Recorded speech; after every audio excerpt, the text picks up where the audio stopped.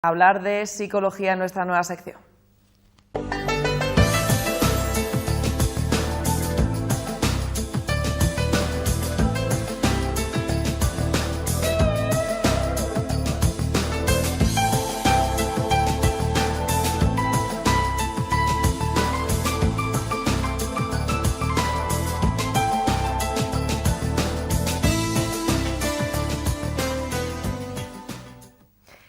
A mi invitada, mi nueva colaboradora, ya la conocieron ustedes la pasada semana en el último programa, María Luisa Sánchez. Muy buenas noches. Hola, buenas noches. Ya nos anunciabas que íbamos a hablar de los más pequeños de la casa. Por eso yo quiero saber desde qué edad se puede o es aconsejable llevar a los pequeños a consulta. Bueno, pues en principio a consulta se puede ir desde el nacimiento. Los niños ya en la barriga de la madre empiezan a percibir sonidos, movimientos y demás, y se sabe que ya desde que nacen tienen preferencia por la voz de la madre, porque es lo que tienen más familiar para ellos. Entonces, evidentemente, en los primeros momentos, cuando un niño acude a consulta, si es bebé, pues no se puede trabajar con él, con el dibujo o con la palabra, porque todavía es muy bebé, y hay que trabajar a través de los padres. Entonces, con los padres vamos viendo si están desarrollando adecuadamente su labor educativa, si se están vinculando bien con el niño, si le saben comprender, porque muchas veces, por ejemplo, el cólico del lactante, hay veces que es porque el niño no se siente comprendido, los padres primerizos no saben bien entenderle, no saben por qué llora, y todo eso el psicólogo puede analizarlo, puede saber realmente si los padres están sabiendo ponerse en el lugar de ese niño y están llevando bien los hitos del desarrollo, o si el niño tiene algún retraso. Y luego ya conforme avanza en edad, pues con más motivo, por otro tipo de problemáticas se puede intervenir también. Bueno, ¿y por qué, María Luisa, en una familia de niños que necesitan atención de un psicólogo y otros que no?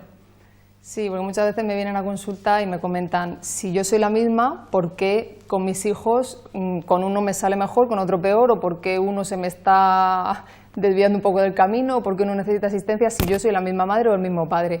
No es verdad. Somos la misma persona, pero con el tiempo vamos cambiando. Entonces, si en un mismo día, a distintas horas, no somos iguales, imaginamos, por ejemplo, un bebé que a una hora del día, pues yo estoy muy tranquila, son las 6 de la mañana, le toca el biberón, se lo doy relajadamente. A lo mejor en otra hora tengo otro hijo, viene mi pareja, tenemos que comer, le doy el biberón con prisas, con nervios y demás. Entonces, si yo a lo largo del día ya cambio, pues imaginemos a lo largo de la vida, ¿no? Entonces, si soy primeriza, pues quizá con ese niño tengo menos madurez, pero tengo más tiempo. A lo mejor con un segundo hijo, pues estoy mucho más estresado, aunque ya tengo más conocimientos, con lo cual no hago las mismas cosas. Y por otro lado, los niños tampoco son iguales. Desde que nacen tienen una determinada carga genética, un carácter, y puede ser que el padre o la madre se enfrente a ese carácter con más o menos afinidad, ¿no? Hay cosas que toleramos más que otras, y con nuestros hijos nos pasa igual. Hay cosas de un hijo que podemos tolerar más y cosas de otro hijo que quizá nos hacen más ponernos a la defensiva. Entonces, nunca somos iguales con todos nuestros hijos, aunque lo pretendamos y los queramos por igual. María Luisa, mucha gente en esta sociedad en la que ya padres y madres trabajan, nos preguntamos si es bueno llevar a los niños a una escuela infantil o que se queden con otros cuidadores. ¿Eso puede afectarlos psicológicamente a los pequeños? Si no se hace de la mejor manera, sí. ¿Y cuál es la mejor manera? Pues la pregunta tiene su miga, porque, por ejemplo, en las escuelas infantiles la mejor manera es hacer un periodo de adaptación, ¿no? No es bueno estar con nuestro hijo en casa y de repente dejarlo 5 horas allí. Tenemos que ir poco a poco, y de hecho todas las escuelas infantiles tienen su protocolo para que lo dejemos un día 1 hora, otro día 1h30, para que el niño se vaya adaptando. Incluso hay comunidades en las que el protocolo permite a los padres estar en la escuela. ¿Por qué? Porque así el niño ve algo cercano, ¿no? Si su familia está ahí y lo comparten los cuidadores con la familia, pues es algo que le resulta más familiar y poco a poco se va a adaptar mejor. Cuando el cuidador está en casa, exactamente igual. Es bueno que venga poco a poco, que le introduzcamos unas horas en la casa, que estemos a la vez que está el cuidador, y por supuesto es muy importante que tengamos referencias tanto del cuidador como de la escuela infantil, porque si no se hace bien o no son personas adecuadas, como he comentado antes, el vínculo del bebé o del niño ya según va creciendo con los padres va forjando su personalidad.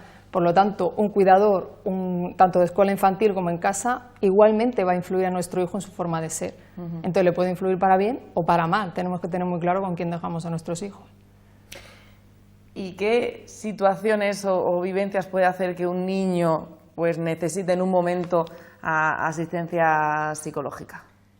Pues en principio tendemos a pensar que en las familias más problemáticas, más desestructuradas, que casos de separación, de problemas serios, son los que al final llevan al psicólogo. Y no es verdad. Simplemente el nacimiento de un hermano, el ingreso en una escuela cuando no se hace con el periodo de adaptación o cuando el niño está muy apegado a los padres y le cuesta separarse, cuando le castigamos de más o le exigimos mucho, cuando le protegemos o somos demasiado... le absorbemos demasiado, no le dejamos crecer. O sea, hay muchas características de los padres que sin darnos cuenta estamos transmitiendo a nuestros hijos, nuestros propios miedos. Es muy importante que les enseñemos a ser autónomos y que tengamos cuidado con lo que les estamos transmitiendo, porque en cualquier familia, incluso a lo mejor un ingreso hospitalario, cualquier situación de esta, puede generar un problema si no se lleva con normalidad y con la mejor forma de hacerlo. Y es fácil, o mejor, vamos a plantear la pregunta, ¿cómo puede un padre detectar que su niño necesita ayuda psicológica?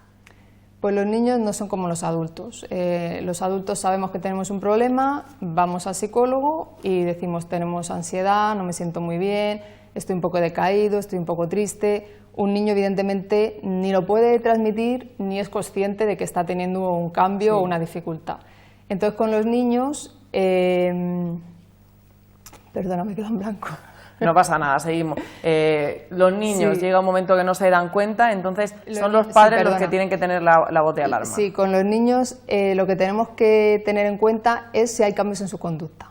Entonces, si de repente le vemos que se aísla, que está triste, que habla menos o que está rebelde, por ejemplo en los adolescentes empiezan a ser más contestones con los padres. Todo este tipo de conducta en bebés, si ya han empezado a dejar de hacerse pipí o si duermen solos y de repente tienen pesadillas, te llaman para dormir, se hacen pipí otra vez, todo este tipo de conductas son las que nos dan la voz de alarma de que algo está fallando. ¿Y una mala compañía puede influir en un pequeño? ¿Tanto como para llevarlo al psicólogo? Lo que pasa es que también tenemos que tener en cuenta por qué nuestros hijos eligen esas compañías. Porque muchas veces pensamos, si mi hijo se está empezando a portar mal es porque va con fulanito, menganito, que son los que están haciendo que se porte mal. En realidad no es así. En realidad mi hijo elige unas compañías porque cubre unas necesidades o porque tiene algunos problemas. Entonces tenemos que ver qué hay debajo de todo eso y por qué el niño está eligiendo esas compañías. Claro, evidentemente una mala compañía le puede influir, aunque a veces si mi hijo también tiene problemas como ese otro compañero que ha elegido, se pueden apoyar y puede incluso ser beneficioso. Pero tenemos que ver por qué ese niño está eligiendo esa compañía, si tiene un problema de autoestima, si necesita llamar la atención. Tenemos que valorar qué hay debajo. Llegados al momento de que detectamos que nuestro niño necesita atención psicológica, ¿cómo se lo decimos? Pues de la forma más natural del mundo. O sea, no hay que darle muchas vueltas porque cuanto más montemos alrededor, más el niño va a percibir que es algo raro, que por qué hay tanta ansiedad ante ese tema. Entonces, con naturalidad. Le tenemos que explicar que hay médicos para cuando uno está malo, pero que también hay otro tipo de profesionales para cuando uno no se encuentra bien o está un poco triste y que tenemos que averiguar lo que le pasa. Y que para eso va a ir a una persona que es un psicólogo que le va a ayudar, que en los primeros momentos los padres se van a quedar con él para que no, pues ese primer momento de nervios o de no conozco a esta persona, y poco a poco cuando él esté preparado pues se podrá quedar con el psicólogo y iremos hablando a ver lo que le ocurre. ¿Y es adecuado dejar que el problema se solucione por sí solo, de manera, pues eso, sí, sola, por ciencia infusa? Pues no, es algo que solemos hacer porque tenemos reparo a llevar al niño a psicólogo como tan pequeño, que van a pensar que la familia tenemos un problema, van a pensar que no funcionamos bien como familia y tendemos a dejar que pase, ¿no? En el peor de los casos y lo más frecuente es que la cosa se vaya empeorando, porque si un crío, por ejemplo, tiene dificultades para relacionarse, conforme pasa el tiempo, pues más dificultades va a tener y en más ámbitos le va a pasar eso, ¿no? Con lo cual se va a ir cronificando y cuanto más años de evolución, más terapia necesita o más larga va a ser la terapia. Entonces, evidentemente, no es bueno dejar pasar el tiempo, pero aún en el caso de que evolucione solo, normalmente evoluciona con la madurez, ¿no? Cuando uno ya coge cierta edad, va teniendo determinadas experiencias y se va sintiendo más seguro y va superando algunos miedos, algunos problemas. Pero en ese caso ya lleva muchos años de sufrimiento que es innecesario. Entonces realmente nunca es recomendable dejar pasar el tiempo. Y María Luisa, ¿por qué recomiendan muchas veces que llevemos a los niños al psicólogo si tienen fracaso escolar? Porque la inmensa mayoría de las veces el problema no es el estudio o no saber estudiar, el problema es una inseguridad de base o una sobreexigencia en la familia o una falta de autoestima o problemas de integración con los compañeros. O sea, cualquier problemática a nivel emocional que te puedas imaginar puede interferir en el aprendizaje de un niño. Es igual que un adulto cuando está triste, pues no está igual en el trabajo, no está igual con los compañeros, no se centra. Pues un niño con un problema no se centra igual, aunque quiera, en las tareas que tiene a su edad, que son los estudios. Entonces es importante primero desanudar ese problema y después ya trabajar quizá con las técnicas de estudio o con lo que haga falta a nivel académico. ¿Y qué son esas técnicas de estudio? Pues las técnicas de estudio uno suele pensar que son básicamente lo que conocemos por técnicas de estudio, subrayado, esquemas y demás, pero abarca mucho más. Las técnicas de estudio, en mi centro, una vez que se ha valorado si realmente solo necesita técnica o también terapia, en el caso de que se le derive al curso de técnicas de estudio, pues ya les enseñamos varios factores. Por un lado, tienen que hacer una valoración de sus capacidades y de sus limitaciones para ver en qué puntos falla y hacer más hincapié.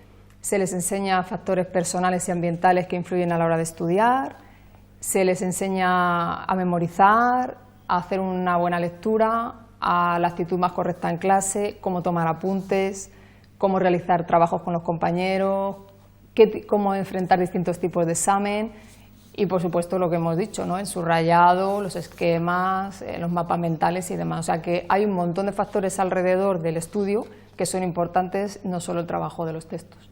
María Luisa, muchísimas gracias. Nos ha quedado muy claro en qué puede ayudar un psicólogo pues a nuestros pequeños, a los niños, que muchas veces pues o mejor dicho, desubican a los padres cuando hay algún problema o cuando dejan de comportarse como lo hacen habitualmente. Muchísimas gracias. En unas semanas nos vemos de nuevo hablando de algún otro tema seguro que muy interesante. Muchas gracias a ti.